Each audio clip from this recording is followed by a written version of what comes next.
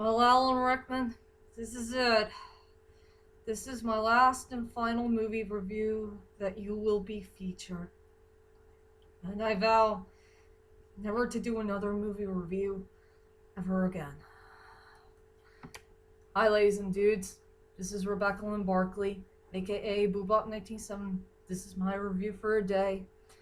And today, well, this is it, ladies and dudes. The movie review that all of you have been waiting for. And this will be my last and final time to do a movie review that featured our favorite underrated actor of all time named Alan Rickman. And I'm gonna miss this actor very dearly. So, without further ado, ladies and dudes, here is my movie review number 71 of Alice Through the Looking Glass, the sequel of the live action version of Alice in Wonderland.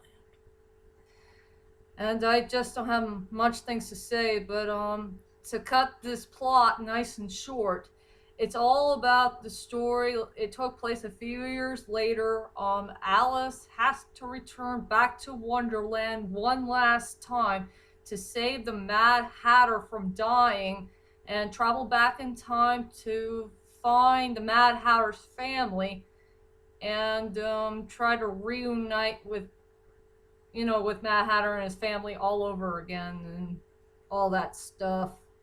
That's all I could say about the main plot of the story of Alice Through the Looking Glass. And all I could say about the movie, it was pretty darn good. I will say a little bit better than the original of Alice in Wonderland, the live action version. I will say it had a very well done, good of a plot. The characters are still likable as ever. It has some good sceneries and highlight moments of the film. It had a very nice score. It has fantastic costume designs, and I enjoy the cinematography.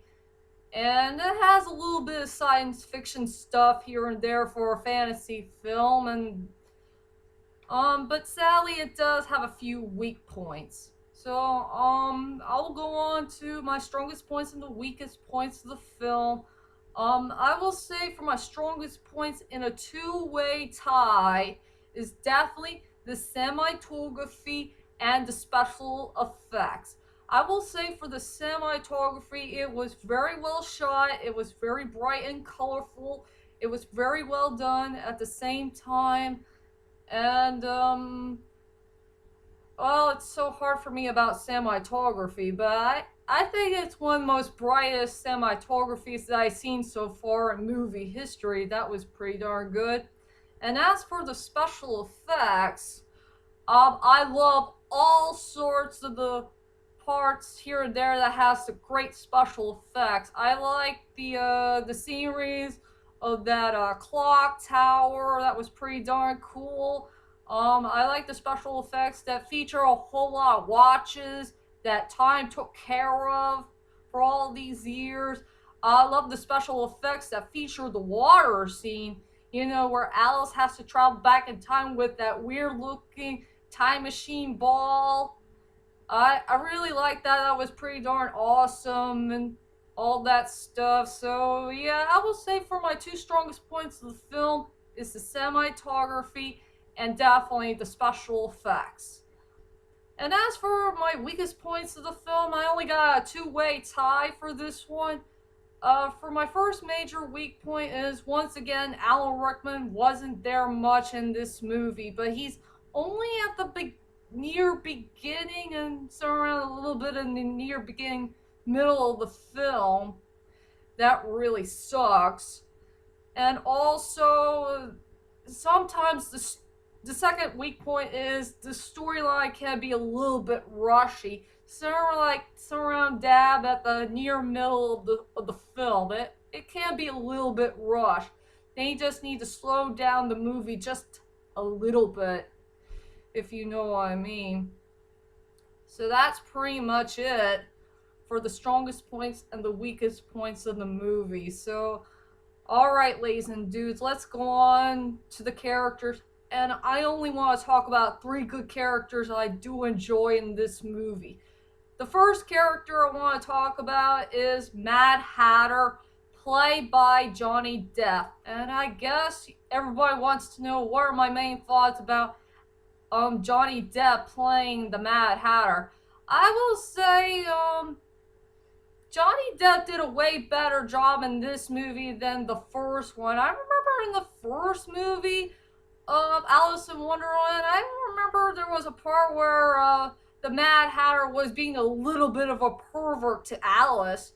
And I remember that weird dialogue that he said that, Alice, you've been terribly late, you know, you naughty. I wonder if that's a very perverted line that Johnny Depp said, well, when he played the Mad Hatter, when he said the word naughty. I wonder if he has some sexual feelings on Alice back at that time. That's kind of weird. But I'm glad he did a whole lot better job with his performance. You know, he's worried and upset. He really does miss his family so much. His mother, father, his I think like a brother and sister and maybe a few cousins. I'm not really sure. And I really do love the character development and chemistry between him and Alice. I'm glad they you know they had a little bit more character development and chemistry in that movie.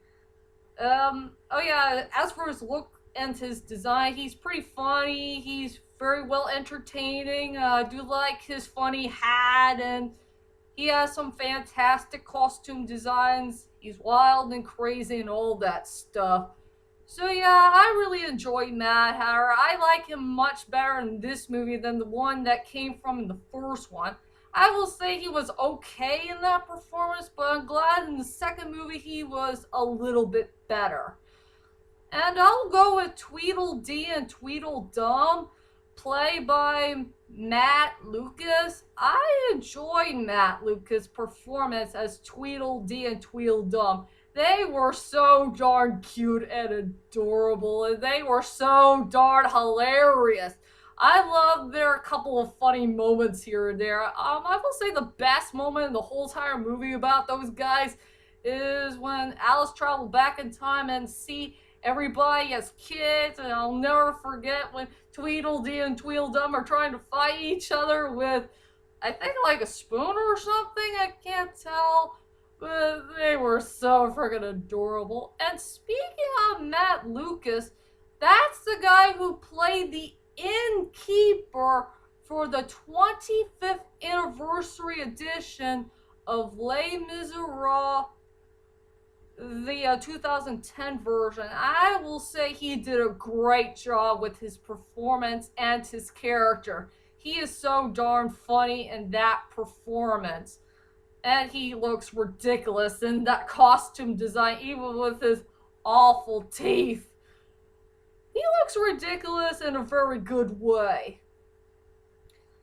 So yeah, I love Tweedledee and Tweedledum. I think Matt Lucas did a pretty good job with that funny performance of his.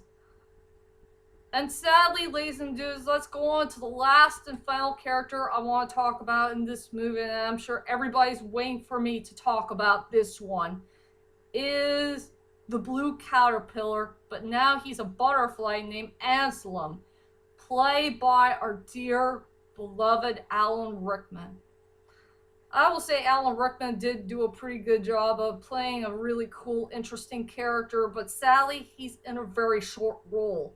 But I will say the best part about that character in the movie is he did guide Alice back to Wonderland, and he did help her out a little bit. I just wish he was there a little bit more in the movie, if you know what I mean. Like, somewhere around the middle and somewhere around the near end of the film. I would be happy if they should add him a little bit more in the film and not just the part in the beginning and the near beginning, middle of the film. But yeah, I like Anselm. He's a really good character. I like his look, his design. He has really excellent wings. He's very wise. He's a really good butterfly creature and all that stuff. But it's a sad shame this is the last and final performance that came from one of our most famous, underrated actors of all time. Oh yeah, and here we go. I want to go ahead and say something for Alan Rickman, wherever he is in heaven. Alan Rickman, thank you so much for working so hard in all of your films. You are one of the best actors of all time. You did so many good movies. Even sadly, I don't see much of it, but I'd rather be happy for all the movies that you did. For what I've seen, like Love Actually and the Harry Potter saga, and a little bit of the Die Hard first one, Sense and Sensibility, and John Gissing and Rasputin. I'll remember all the performances that you did, and I'm sorry I won't see much of your other films, but I'd rather be happy for what I've seen. And one last thing, Alan Rickman, wherever you are in heaven, I wish you could play just one more character for me, just one more character if you were still alive right here, right now. I just wish for once that you could play a main hero character in an action thriller film. And I would love to see you playing my taken made up character named Benjamin Williams, a British guy who wants to make all the difference of what he's fighting for: his love, family, and freedom. Yeah, I just wish I could see you one more time in another movie, and I wish I could see you as a protagonist for just this once. But sadly, I'll never get a chance to see it. Goodbye, Alan Rickman, wherever you are. I love you, dude, and I will miss you very dearly. Amen. And finally, ladies and dudes, let's go on to my final thoughts of Alice Through the Looking Glass. Overall, Alice Through the Looking Glass it's a little bit of a better movie than the first one. It does have some flaws here and there. The storyline's pretty good. The characters are likable. It has good sceneries and highlight moments of the film. It has good special effects and a great score and good cinematography, good costume designs. And yeah, I have nothing else to say, so I decided to give this movie an 8 out of 10. Please check out this movie to believe it, and this is Alan Rickman's last and final movie that we'll ever see from him. And sadly, that's it, ladies and dudes. That's my whole entire movie review of Alice Through the Looking Glass. I'm sorry if I'm so darn emotional, but it's way too sad for me to do this movie review. And also, I wish you guys a great happy Memorial Day, since we got a tribute to our wonderful soldiers who are fighting for our home country's flag and all that stuff. And join me next time on my next movie review to come is Batman: The Mask of the Phantasm. I'll get to that movie whenever I get there. When I'm in the better mood, I guess. So, I'll see you all later. Sayonara, and most of all, happy Memorial Day.